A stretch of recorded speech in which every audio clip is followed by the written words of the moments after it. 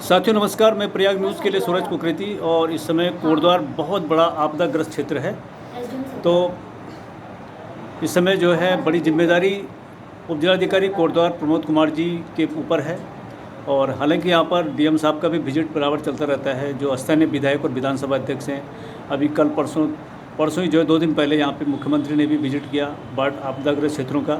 और जो 13 तारीख की रात को फिर बारिश हुई और उसमें काफ़ी नदी में जो बहाव आया उसने काफ़ी कुछ नुकसान पहुंचा दिया है और सनी क्षेत्र में सुरक्षा दीवार टूट गई और गांव को सबसे बड़ा खतरा उससे है कि अगर रात को फिर बारिश होती है तो ऐसी स्थिति में जो तमाम जो कॉलोनी है, लगभग 1,500 से ज़्यादा लोगों की आबादी है, उनको सुरक्षित स्थानों पर कैसे व्यवस्थित किया जाए, क्या उसकी व्यवस्था की जाए, ये बहुत बड़ा सवाल है। तो हम इस समय सीधे बात कर रहे हैं उपजिलाधिकारी प्रमोद कुमार जी के साथ में। सर, ये स्थिति काफ़ी भयावह कोटद्वार में बन गई है, तो इस पर सर क्या? देखिए, पहली बात तो मैं स्पष्ट कर दूँ कि जैसा कि आप सभी देती है कि 8 अगस्त को लगभग 270 mm बरसात हुई जी। उसके बाद लगातार डेली काफ़ी बरसात हो रही है 170 mm के बाद।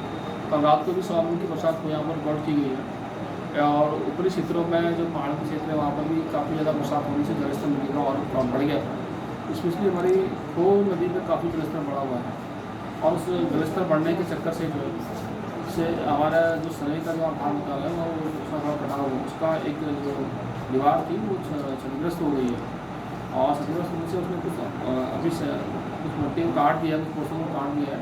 लेकिन अभी भी चूँकि वहाँ से जो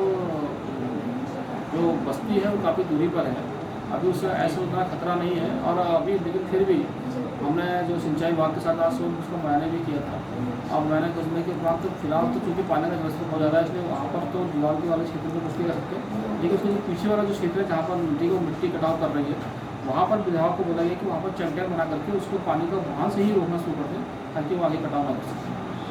सर, सबसे बड़ी बात यह है कि लगातार जो विधानसभा अध्यक्ष हैं वो भी विभागों को सूचित कर रही हैं, कई बार मीटिंगें कर चुकी हैं, लेकिन क्या कारण है कि विभागों के द्वारा कोई भी जो है धरातल पर कार्य स्टार्ट नहीं किया गया। बात हम सनी की करते हैं तो 2017 से 2022 के बीच में तत्कालीन विधायक और स्थानीय जो यहाँ से विधायक थे, वन मंत्री थे डॉक्टर हरि सिंह रावत ने उसको बनाया। उसके बाद उस पर दोबारा कोई कार्य नहीं हुआ, लगातार वहाँ के लोग भी मांग करते रहे और अब बरसात में ऐसी स्थिति हो गई कि इस समय उसमें बहुत ज़्यादा कोई कार्य नहीं हो सकता है। लेकिन फिर भी उसके बचाव के लिए ये जो विधानसभा अध्यक्ष हैं और विधायक भी यहाँ से हैं, उन्होंने भी 1-2 बार अधिकारियों के साथ बात करी, सिंचाई विभाग के साथ बात करी, पीडब्ल्यू, लेकिन कुछ समझ नहीं आ रहा है कि आखिर कारण क्या है कि विभागों के पास या बजट नहीं है या इस तरह से बिल्कुल गैर जिम्मेदारी हो रही है। सर देखिए, 2 चीज़ें हैं इसमें ना जी, क्योंकि उसका जो एरिया है वो उस तरह दूसरी तरफ में यूपी पड़ता है जी, और इधर विभाग सिंचाई विभाग को इसमें बीच में सिंचाई विभाग ने काम भी किया था और काफ़ी हद तक नदी को डाइवर्ट करके थोड़ा दूसरी तरफ किया भी किया था। लेकिन चूँकि जैसा कि आपको बता ही रहा हूँ कि जलस्तर इतना लगातार बरसात बहुत ज़्यादा हो रही है, उससे नदी अपना जो रूट है उसको चेंज कर दे रही है। अब पूरा अपना जो पुराना जो मार्ग है, जो अपना नेचुरल पाथ है, उसको ग्रहण कर रही है। नेचुरल पाथ के दृष्टिकोण से हम देख रहे हैं कि उसका उधर से ऊंचाई से सीधे सीधे ये हमारे इस एरिया पर कटाव करके आ रहा है। सर आप तो वहाँ पे आपने धरातल निरीक्षण किया होगा, जो नदी का जो बिल्कुल तीव्र वेग है जो 90 के एंगल में आ रहा है, वो सब बस्ती की तरफ सुरक्षा दीवार की तरफ टक्कर मार रहा है। शायद अगर वो सुरक्षा दीवार नहीं बनी होती तो इस समय बस्ती पूरी बह गई होती। अभी भी जो है खतरा है, तो चलो माल तो नुकसान हो ही रहा है, लेकिन जान की सुरक्षा के तहत अभी तक आप लोगों ने क्या उपाय किए हैं सर? उधर वही मैं बताया आपको, मैंने अभी जैसे कि मैंने पहले हम लोग गवर्नमेंट वहाँ लगाई गई थी जी, जेसीबी वहाँ पर लगा करके उसमें शिफ्टेशन का काम किया गया था ताकि नदी शिफ्ट हो जाए।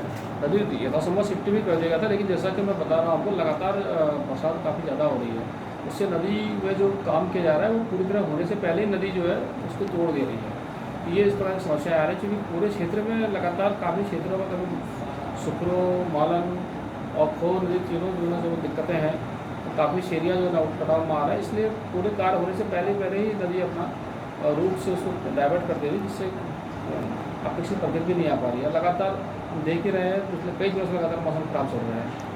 सर ये जो खो नदी पर ही जो है ये गेवई स्रोत से लेकर के और आपके जो है गुलर का पुल जहाँ है, काशीरामपुर तल्ला जिसको हम बोलते हैं, जहाँ वो तमाम नदी के किनारे बस्तियाँ हैं, वहाँ भी काफ़ी जो है नुकसान हुआ है।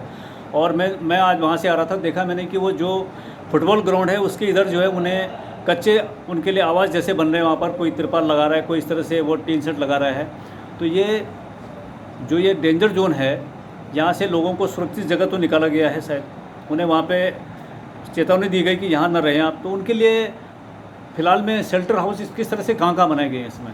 शेल्टर हाउस कई जगह बना दिए गए, जो नज़दीकी क्षेत्र है हमारे, जो बैंकट हॉल, परमेश्वरी बैंकट हॉल है, और इसके अलावा हमारा बरात घर है नगर निगम का, गुरुद्वारा गोविंद नगर में भी काफ़ी लोग रह रहे हैं। और उसके अलावा गोविंद को आपका जो गुरुद्वारा है गोविंद नगर में, वहाँ पर भी कुछ लोगों को रखा गया। सर ये जो हिंदू पंचायत धर्मशाला है, इसमें भी कुछ लोगों का शेल्टर हाउस बन सकता है? अभी बना रहे हैं सभी जी, हम लोग चेक कर रहे हैं सभी बना के। और इसमें सर ये जो हमारे जो सामाजिक संस्थाएं हैं वो कौन कौन इसमें मदद कर रही हैं, क्या कर रही हैं, उनको भी आप एक्टिवेट करने का इस समय है, जैसे हमने एक्टिवेट कर दिया, जैसे कोरोना काल में हुआ था इस तरह से आपात स्थिति में? लेकिन चूँकि मैं वही कहना चाह रहा हूँ, चूँकि कुछ अभी एक सामाजिक संस्था है, उसने करीब 20 गद्दे अभी यहाँ तहसील में दिए हैं, ताकि लोगों को दे दिया है, हमने उनको भी रख लिया है।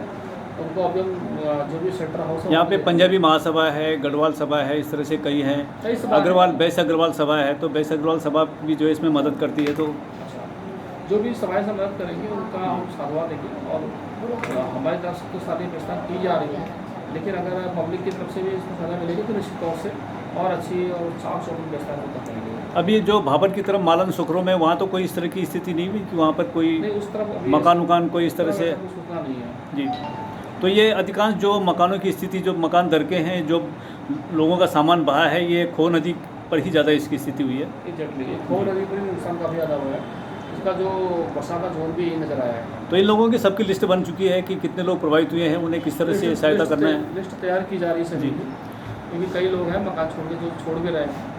तो सर ये बारिश के मौसम के मद्देनजर क्या है, स्कूल कॉलेजों की स्थिति क्या है, यहाँ पर बंद कर रखे हैं? तो फिलहाल बंद रहे जी। ये थे हमारे साथ प्रमोद कुमार जी, उपजिलाधिकारी कोटद्वार, जो लगातार जो है तमाम बाढ़ आपदाग्रस्त क्षेत्रों का वहाँ पे निरीक्षण कर रहे हैं और पूरी तन्मयता के साथ लगे हुए हैं कि किस तरह से पीड़ित लोगों को सुरक्षित स्थानों पर पहुँचाया जाए और उनकी तमाम व्यवस्थाओं को देखा जाए। थैंक्स सर आपको हमारे साथ जुड़ने के लिए।